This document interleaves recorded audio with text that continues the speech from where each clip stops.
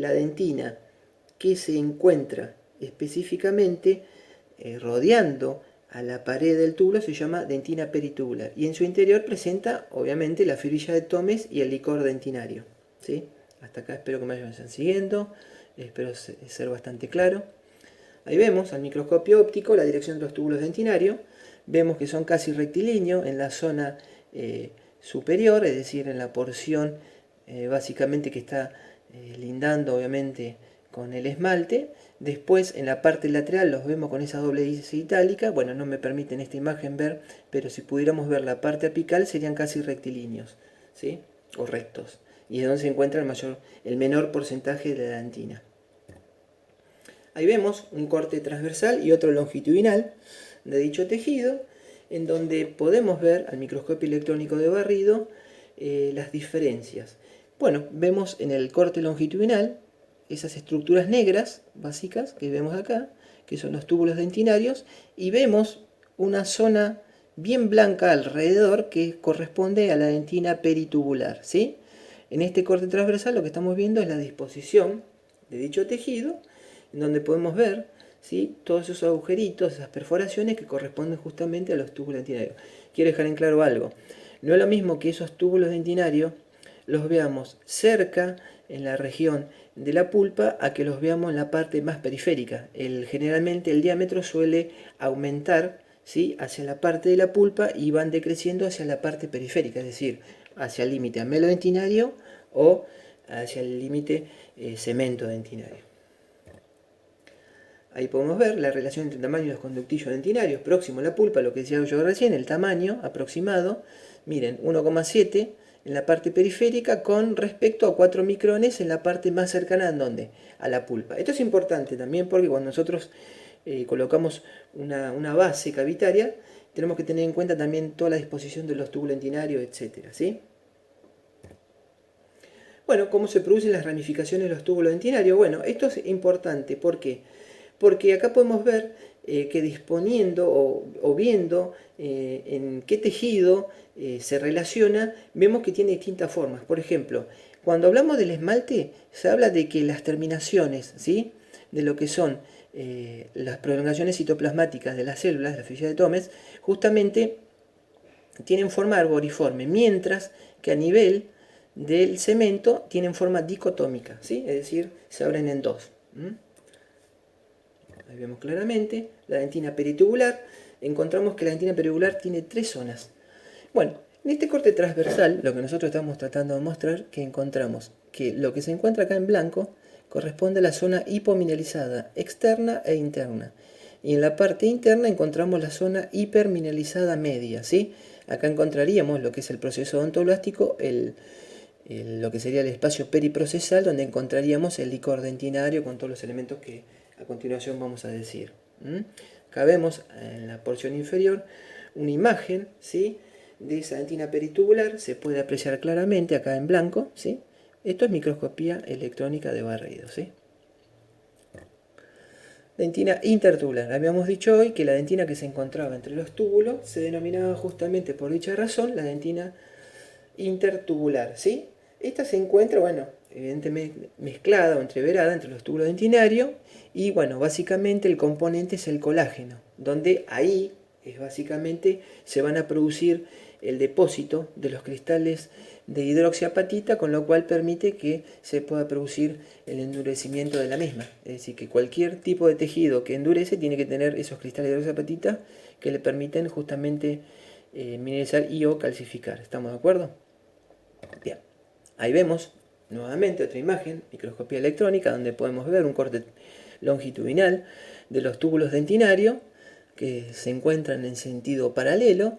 Todo lo que se encuentra acá sería toda la dentina intertubular, que básicamente está conformada por colágeno tipo 1, y además vemos claramente una línea bien blanca, bien blanquecina alrededor de los túbulos, que es la denominada justamente dentina peritubular, que es la que veíamos hace un ratito, que es esta dentina que se encuentra justamente rodeando, ¿sí?, a la pared de ¿quién? Del túbulo. Es decir, esta es la dentina intertubular y esta, la que rodea directamente la luz del túbulo, se denomina dentina peritubular, ¿sí?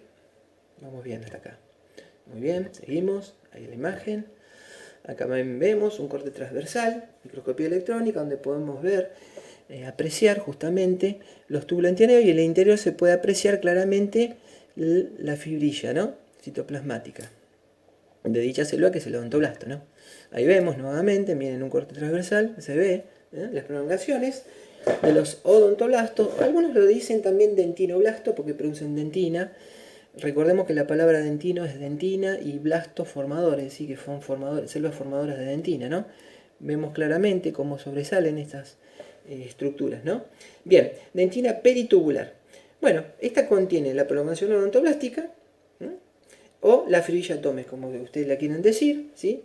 Y encontramos, como decía yo hace un ratito, decía el espacio procesal o periprocesal. En el espacio periprocesal encontramos específicamente el licor dentinario o líquido tisular, que es un exudado del plasma sanguíneo. También encontramos algún que otro cristal de hidroxiapatita. Podemos encontrar fibras de colágenos dispuestas circularmente, eso es una característica importante. Y lo importante es que encontramos fibras nerviosas amielínicas, con lo cual esto se correlaciona específicamente ¿con qué? Con el proceso de la hidrodinamia, como decíamos hoy, la teoría de la hidrodinamia. Ahí encontramos cuáles son las estructuras histológicas secundarias de la dentina. Bueno, quiero dejar en claro que las estructuras secundarias de la dentina se forman a partir de las estructuras principales o primarias de la dentina. Dentro de ella vamos a encontrar varias. Una de ellas es la línea incremental o de crecimiento. Estas líneas específicamente representan, ¿sí?, la cantidad con la cual se va depositando y se va produciendo el crecimiento. Es importante tenerlo en cuenta porque, bueno, obviamente después vamos a ver que hay una línea más marcada, que es la línea neonatal también, que se encuentra en la parte, digamos, cervical. Algunos le dicen línea de Ruston-Orban, ¿sí? Algunos autores la suelen denominar, pero son las líneas incrementales. Dentro de las líneas incrementales vamos a encontrar de dos tipos de líneas incrementales, ¿sí? Por un lado vamos a tener las líneas denominadas de Owen y por otro lado las líneas de von Ebner. Ahí está. Las líneas de Owen representan, ¿sí?, esas zonas hipomineralizadas que demarcan la cantidad del incremento de la dentina calcificada. Son alteraciones de los procesos de mineralización de la misma. Generalmente, obviamente, se la ven en el microscopio óptico. Y bueno, y son homologables a las estrías de Retzius, que por ejemplo podemos verlas, ¿sí?, que corresponden en el esmalte las estrías de Retzius que se dirigen de límite amelodentinario al límite amelodentinario, ¿sí? Es decir, claramente. Las líneas de von Ebner son zonas hipomineralizadas, recordemos que las anteriores también eran hipomineralizadas, ¿sí?, y de descanso.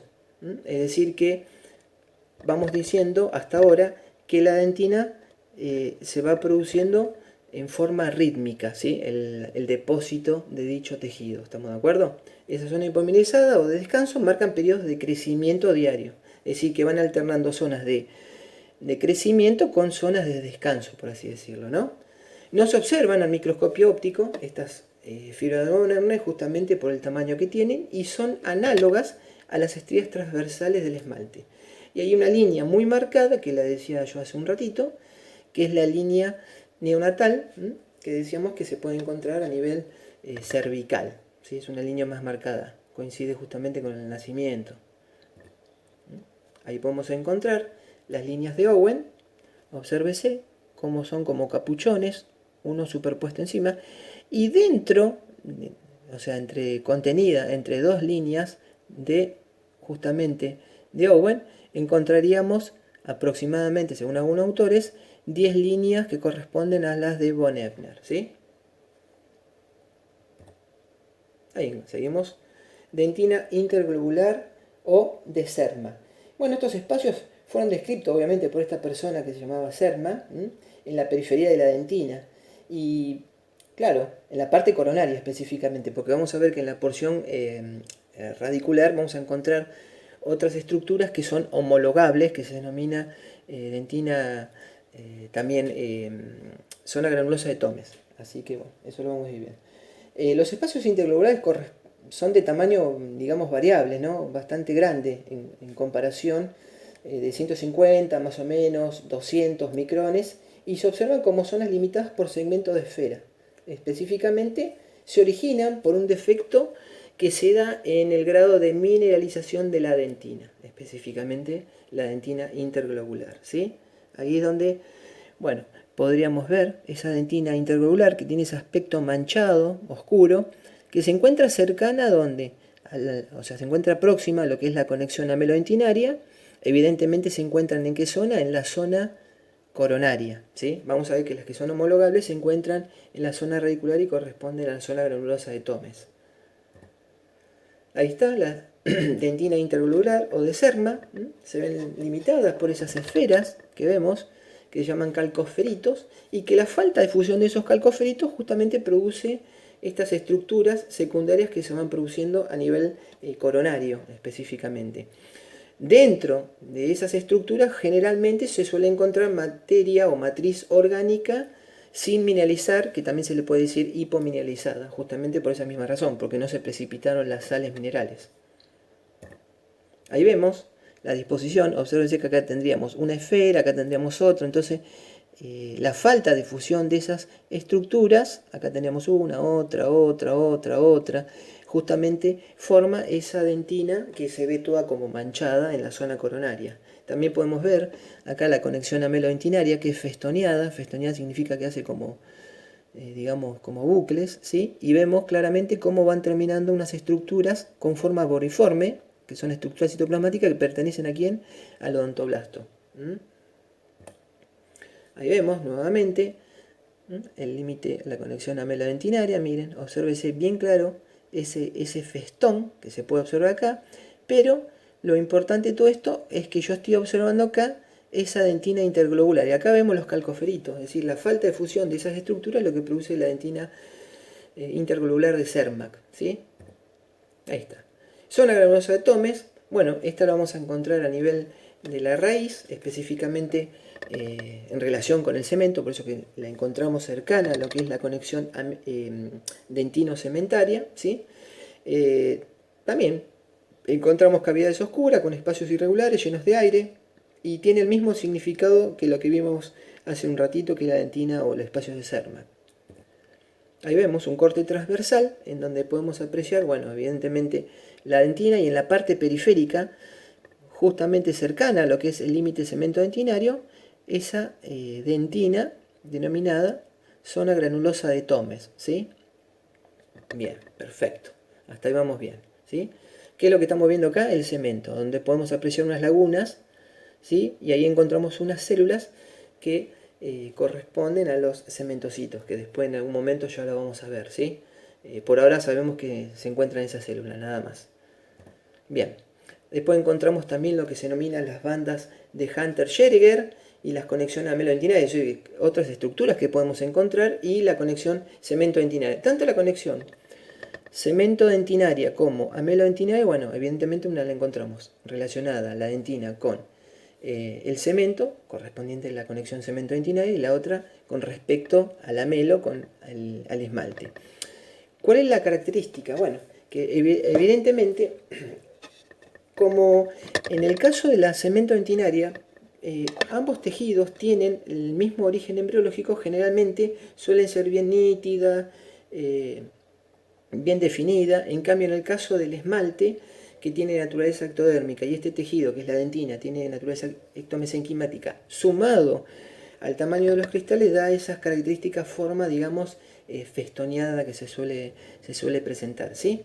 Después también tenemos lo que se denominan las bandas de Hunter-Schrödinger, que justamente representan esos cambios bruscos que se producen en los túbulos dentinarios, y que, bueno, cuando se produce la curvatura primaria, justamente uno realiza un corte para hacer un preparado, y se ven esas estructuras, es decir, que son estructuras que generalmente, dependiendo del recorrido que producen, generalmente se suelen observar, ¿sí? Ahí vamos a ver la conexión amelodentinaria.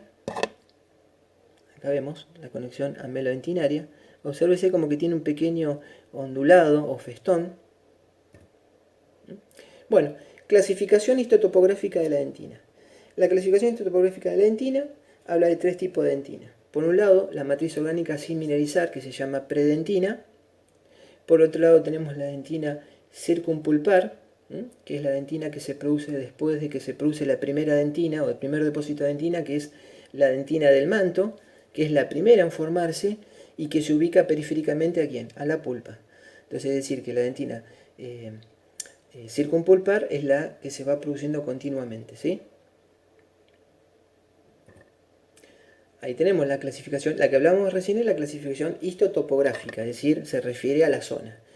Esta es la clasificación histogenética de la dentina.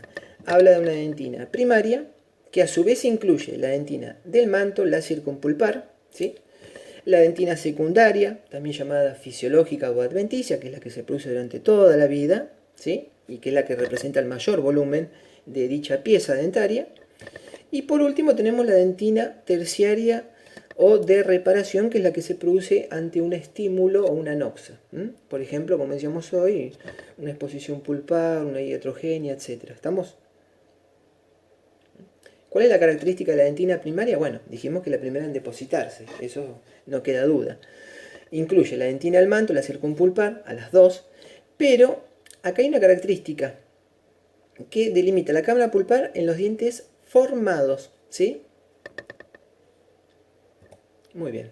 Ahí vemos cómo se puede apreciar la dentina primaria. Tenemos la que está más próxima a la cavidad pulpar, que es la dentina secundaria, ¿sí? Acá no se puede ver la dentina terciaria porque, bueno, quizás la veamos ahora más adelante. Vemos la predentina. Acá lo que estaríamos viendo es, esto sería la dentina, esto sería la predentina, y acá encontramos esta célula, las células básicamente, que son los odontoblastos, y acá estaría toda la parte de la pulpa, ¿sí? Acá podemos ver la presencia de algunos calcoferitos, se ven como manchas esféricas, así que se pueden ver algunas. Ahí vemos dentina primaria, ¿sí? Y secundaria. La primaria está más externa, la secundaria más interna. Localización de la dentina. También encontramos la dentina reaccional, que decíamos recién, o reparativa, terciaria, algunos dicen esclerótica, ¿sí? Ahí vemos la dentina terciaria, claramente se puede apreciar. Esta es la dentina secundaria que se va produciendo durante toda la vida de la pieza. Histofisiología dentinaria. Bueno, tiene varias funciones. Dentro de ella tiene la actividad mecánica porque amortigua los impactos masticatorios debido a la elasticidad que decíamos hoy, que correspondía básicamente al componente orgánico y al agua. Por otro lado, una actividad defensiva porque podíamos ver que podía producir la dentina terciaria, como también la dentina translúcida, que generalmente esta suele obliterar y mineralizar los túbulos dentinarios. También la dentina opaca, que es cuando se produce una necrosis en la prolongación de los odontoblastos. Y finalmente también tiene función o actividad sensitiva, como decíamos hoy al inicio, cuando empezábamos a hablar de las generalidades de la dentina. Ahí vemos la conexión amelodentinal, se puede apreciar claramente ese festón, ¿sí? Vemos también la presencia de dentina opaca. Y bueno, acá vemos algunos preparaditos donde se puede apreciar claramente en esta zona. Bueno, estamos apreciando justamente la dentina, predentina, vemos odontoblasto en la parte periférica, ¿sí? Esto corresponde a la parte, digamos, de la pulpa, específicamente, donde se pueden apreciar gran cantidad de vasos y demás, células, ¿sí? Como por ejemplo fibroblastos, etc.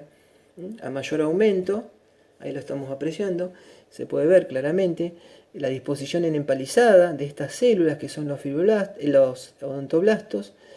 Encontramos esa zona blanquecina que correspondería a la predentina, que es la matriz orgánica sin mineralizar, la dentina. Podemos apreciar acá la presencia de vasos cortados en distintos sentidos, corte longitudinal, transversal, etc. ¿Sí? Una gran cantidad de fibras junto con células, ¿no? Ahí vemos también nuevamente estos fibroblastos, como están en la parte más periférica relacionado obviamente con la formación de la dentina, ¿sí? Esta es la parte central de la pulpa. Acá vemos nuevamente cómo se relaciona los odontoblastos, ¿sí? Encontramos la predentina, dentina y la zona central de la pulpa, donde podemos apreciar esos vasos de gran calibre que se puede ver, distintos cortes, ya sean longitudinales, transversales, un corte longitudinal, corte transversal, etcétera, y alguno inclusive a simple vista se puede ver la presencia de glóbulos rojos, ¿no? Acá miren, acá podemos ver la presencia de gran cantidad de glóbulos rojos, ¿no? Acá miren, obsérvese esos odontoblastos, cómo se encuentran en la parte periférica de la pulpa, ¿no? Relacionado con lo que es la predentina, que es la última matriz orgánica en formarse, y después le sigue obviamente la dentina ya mineralizada, ¿no? Bueno, espero que les haya servido. Fue un gusto poder haber participado de este teórico, esta clase teórica. Así que bueno, nos volvemos a encontrar próximamente. Les mando un abrazo y bueno, mucha suerte para todos. Gracias.